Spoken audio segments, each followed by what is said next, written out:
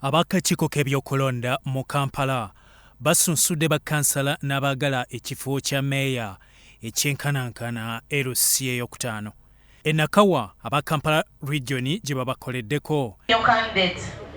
Mukyala wa Minisita Norbert Mao ow'essiga eddamuzi ne Ssemateeka nga ye Beatrice Mao asunsuddwa ku bwa mmeeya bwa Kampala naawe bemuleese.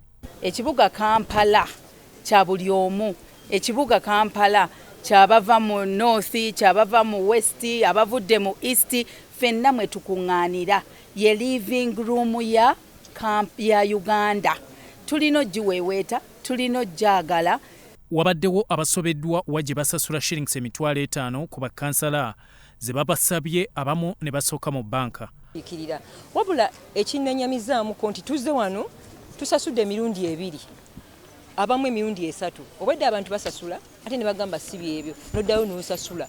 Naye nga kyali highlighted nti tulina ogenda like nga LC5 n'ogenda ku City Hall n'osasula n'ofuna receipt nga ya URA. Kati banks ezimu tezigaba receipt eyo. Abamiddwa kaadi z'ebibiina bazze mu bungi era bawera. Omuntu woba osoma olinnya waggulu oyita buyisi wabula tosoma ng'okola ki ng'okka. Nakigaana kubanga abalala bali beesimbyewo ku muluka gw'ekanyanya ffe tubagulumize tutambudde nabo ate okugenda okola entalo mu bantu tekijja. Gwe okwate Ssemugoma omugye mu Kampala Centre mukimanyi mwenna Ssemugoma yeesimbawo ne Uhuru mu Kampala Centre n'amukola ki n'amusinga akalu. Ekibiina twakiwadde petition era bw'omuntu bweyemulugunya omuwa omwagaanya ogumuwuliriza naye ekibiina kikyagaanya okutuwuliriza.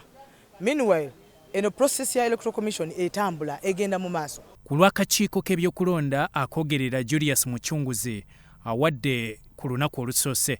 Tulina capital city emu mu Uganda era olunaku olwaleero akakiiko kasunsulamu abo abeegwanyiza ekifo kya city mayor.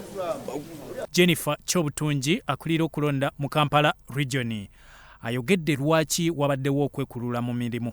Kati bw'omala okutuwagali amannya g'abasupporters bo tetugatulako obutunuzi tugayingiza mu system. Lwaki twagala ku making sure kakasa nti abantu b'otuwadde balonzi.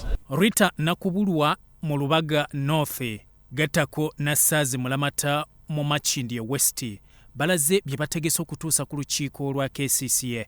N'abantu bange batudde ne bantuuza ne baŋŋamba gwe tukimanyi gobadde ogenda otukiikirira naye lwaki tebakuwa kadde kaadi ne bagamba simanyi siina nsonga kubanga nataddeyo petition tebannaba kumpuliza paka kati naye nomination zikola ki zigenda ziggwayo. Banaye ndi musanyufu nti olunaku olwaleero nominate nze nateera ogwokubiri okujja okuweereza abantu bange ab'ekasubi n'abeerubya n'ab'enankulabye. Byakyambadde Lawrence akuyita mu kusaba okwa Independence Night 2025 nga 26 Septemba e Kololo.